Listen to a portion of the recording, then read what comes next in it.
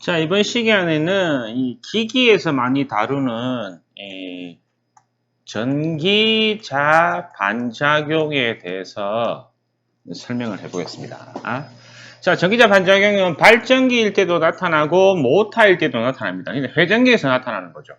자, 그래서 우리가 발전기든 모터든 다 일어난다. 자, 우리는 모터 같은 경우에는 프레밍에 왼손 법칙으로 한다고 그랬습니다. 자개내 통전 도체에 뭐가 발생한다고? 힘이 발생된다고 그랬죠. 이게 프레밍의 왼손 법칙이고 전동기 원리다. 자, 발전기는 플레밍의 오른손 법칙으로 된다고 그랬습니다. 자, 얘는 자개내 운동 도체에 뭐가 생깁니까? 전압이 발생되는 거. 그죠?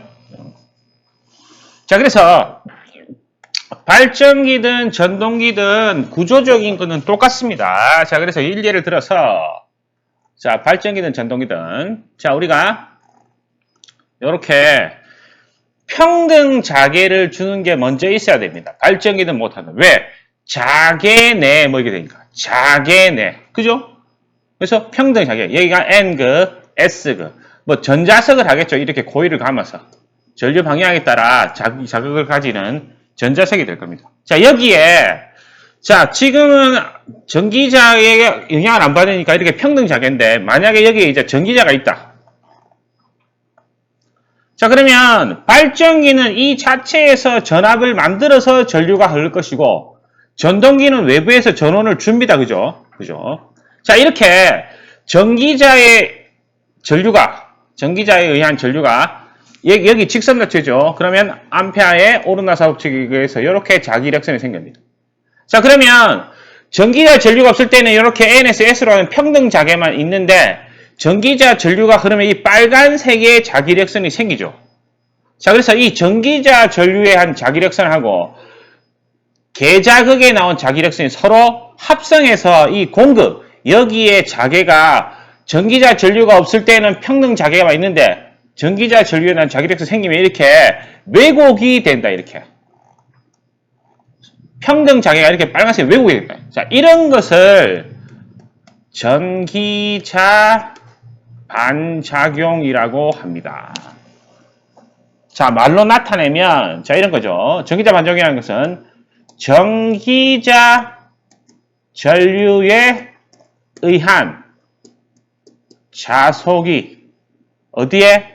계자 자속에 영향을 미쳐서 어떻게? 공극의 자개 분포가 변화되는 현상을 전기자 반작용이라고 합니다. 자, 그렇죠? 그렇죠. 자, 그래서 이 전기자 반작용은 반드시 전기자 전류에 의해서 발생된다는 것을 잊으시면 안 되겠습니다. 자, 그래서 자, 얘는 전기적 중성축을 이동을 시킵니다. 자, 무슨 말이냐고 하면 조금 전에도 그림을 그렸지만 자, 평등 자개 N극 S극에서 이렇게 된 평등 자개가 있었다. 전기자 전류에 의거해서 자기력선이 변동되면 얘가 이렇게 왜곡이 되든 혹은 이렇게 왜곡이 되든 왜곡이 됩니다. 자, 그래서 만약에 회전 방향이 이 방향이라고 하면 발전기는 전기적 중성축이 회전 방향으로 이동합니다. 자, 요 축은 전기자 반작용이 없을 때 전기적 중성축이더라. 이게. 근데 전기자 반작용이 있으면 발전기는 회전 방향으로 이렇게 휩니다. 모터는 반대로 회전하는 방향에 대해서 반대 방향으로 모터를 이렇게 전기적 중성축이 이동을 한다. 이러한 현상이 생깁니다. 자, 이렇게 정기적 중성축이 이동함으로 해서 뭐 주자속이 감소가 됩니다. 그러니까 이 평등자계 이게 자기력선이 좀 상쇄되고 이런 게 있어서 좀 줄어든다. 자, 그렇게 되면 발전기 같으면 기전력이 감소가 됩니다. 왜? 우리 발전기 프레이밍의 오른손 법칙에 발전기 E는 LVB의 사인 세타 볼텍이었죠. 이때 이 B가 주자속이거든요. 얘가 준다 이거죠. 정기적 반전이. 네? 자, 그리고 모타인 경우에는 뭐 토크가 감소되게 됩니다. 주자속이 감소되기 때문에. 왜? 모다의 프레이밍의 왼손 법칙 F는 ILB의 사인 세타 뉴턴이었죠. 이 B가 감소된다. 전기자 반작용. 그죠?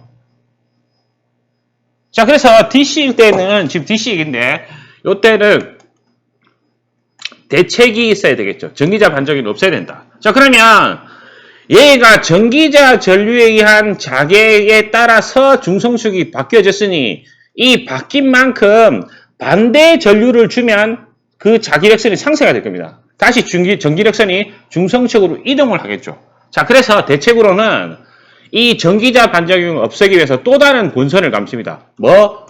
보상권선을 감는다. 자, 보상권선은 어떻게 감느냐고 하면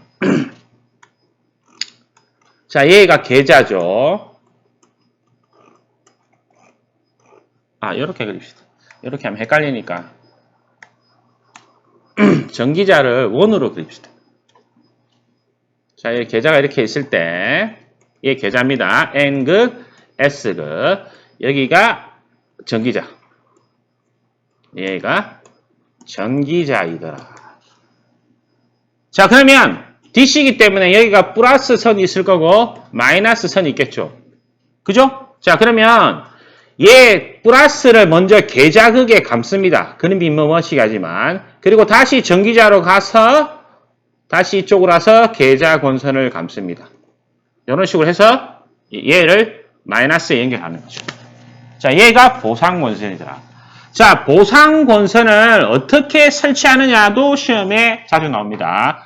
보상권선은 어디에 설치한다고? 계좌극에 설치한다.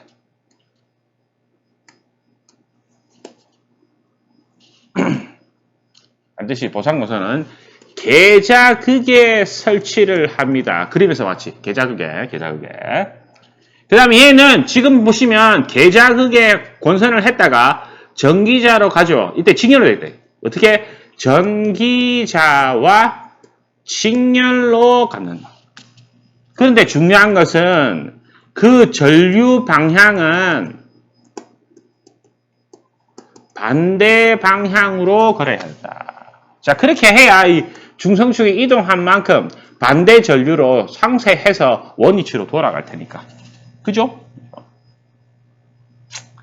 자, 그리고 얘가 또 중요한 게 AC기. 대표적인 게 동기기가 있죠. 동기기. 동기기 뭐? 동기 전동기일 때. 동기 발전기일 때.